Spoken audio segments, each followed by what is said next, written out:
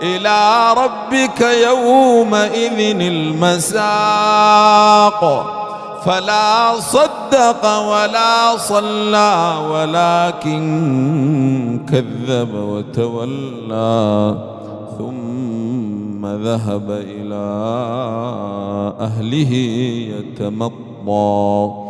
أولى لك فأولى ثم أولى لك فأولى